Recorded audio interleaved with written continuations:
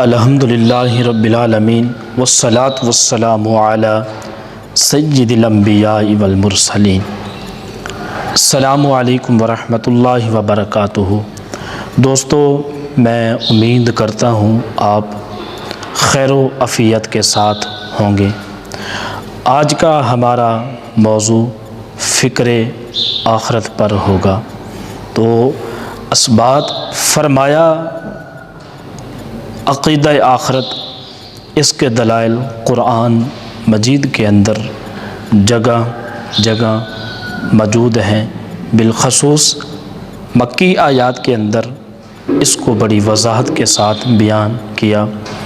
تو یہ ہمارا بنیادی عقیدہ ہے، عقیدہ آخرت، کہ ہم دنیا کے اندر جو کچھ بھی کر رہے ہیں، بروز قیامت ایک ایک چیز کا حساب ہوگا۔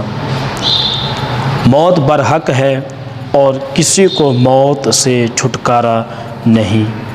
حضور نبی علیہ الصلاۃ نے فرمایا، قبر یا جنت کے باغوں میں سے ایک باغ ہے یا جہنم کے گھڑوں میں سے ایک گھڑا ہے۔ قیامت کے بعد حشر بھرپا ہوگا، لوگ قبروں سے اٹھائے جائیں گے۔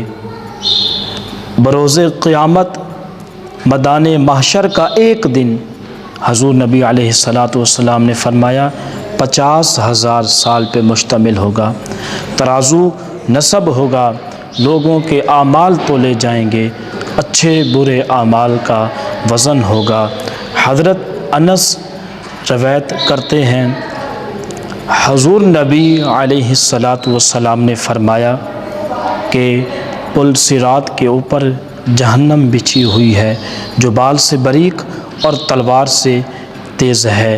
حضور نبی علیہ الصلاۃ نے فرمایا، جب پل صراط سے لوگ گزریں گے، کوئی بجلی کی تیزی سے سرعت کے ساتھ گزر جائیں گے، کوئی تیز رفتار گھوڑے کی طرح گزر جائیں گے، اور کچھ پیدل انسان کی طرح، اور کچھ اس طرح چلیں گے جس طرح انسان بڑی مشکل سے چلتا ہے، کہ جیسے انسان کے ہاتھ پاؤں نہ ہوں، اس انداز سے سست رویے سے چلیں گے، اور کچھ کٹ کر اس میں گر پڑیں گے، اور جنت اور دوزخ اللہ تعالیٰ کے